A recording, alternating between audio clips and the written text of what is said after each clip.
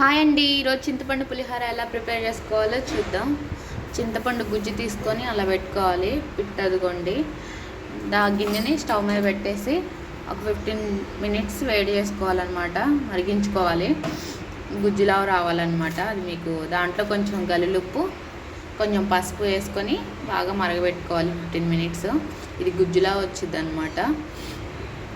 దీన్ని ఒకసారి కలుపుకోవాలి పసుపు వేసిన తర్వాత. గుజ్జులా అయ్యే వరకు కలుపుకోవాలి. దీంట్లోకి మళ్ళీ తాలింపు ఎలా ప్రిపేర్ చేసుకోవాలో కూడా చూద్దాం. కళాయి పెట్టేసుకొని దాంట్లో ఎండుమిర్చి, ఆయిల్ వేసేసుకోవాలి. దీన్ని మంచిగా ఒకసారి కలుపుకోవాలన్నమాట. ఆయిల్ వేసుకున్న తర్వాత చూసారా, ఎండుమిర్చి కొంచెం వేగినాయి. అదేవిధంగా తాలింపులు కూడా వేసుకోవాలి. దాంట్లో తాలింపులు కూడా ఒకసారి కలుపుకోవాలి. వేసిన తర్వాత తాలింపులు ఒకసారి తిప్పేసుకున్నాం కదా, దాంట్లోనే కరివేపాకు కూడా వేసేసుకుందాం. కరివేపాకు కూడా కొంచెం తిప్పటానేలా ఉంచిన తర్వాత మనం మరిగించుకున్న చింతపండు గుజ్జు ఉంది కదా, ఈ తాలింపు అనేది దాంట్లో వేసేసుకోవాలి. పర్ఫెక్ట్గా మరిగింది. దీంట్లో ఈ తాలింపు మొత్తం వేసేయాలి. మొత్తం తాలింపు వేసేసి ఒకసారి కలుపుకొని మూత పెట్టేసుకోవాలి. సైడ్కి ఉంచుకోవాలి. ఇది మనం సైడ్కి ఉంచుకున్న తర్వాత రైస్ వండుకోవాలి. రైస్ వండేసుకున్నాం చూడండి, ఆరబెట్టేసుకున్నాం మంచిగా. రైస్ అనేది పులిహోరకి, చింతపండు పులిహోరకి రైస్ ఆరబెట్టుకోవాలి. పెనం పెట్టేసి మిర్చి అల్లం కొంచెం ముక్కలకు కట్ చేసేసుకోవాలి. అలాగే తాలింపులు కూడా వేసేసుకున్నాం. ఆ తాలింపులు కూడా వేగిన తర్వాత దాంట్లో పల్లీలు వేసుకుంటాం.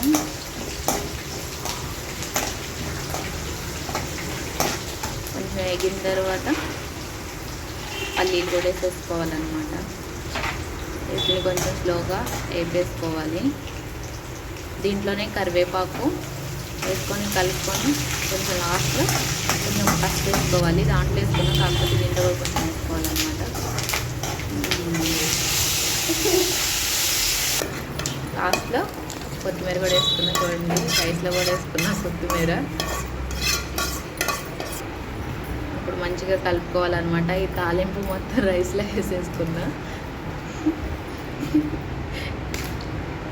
కలిపేసుకోవాలి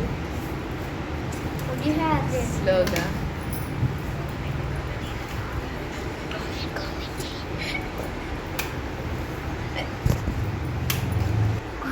ఇప్పుడు చింతపండుది పక్కన పెట్టుకున్నాం కదా, తాలింపు పెట్టింది, దాన్ని కూడా వేసుకొని కలుపుకోవాలి.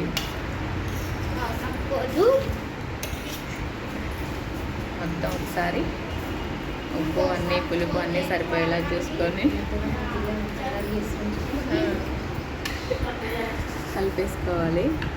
చూసారా, పులిహోర రెడీ అయిపోయింది. చింతపండు పులిహోర. ఇది మా అమ్మగారు ప్రిపేర్ చేశారు.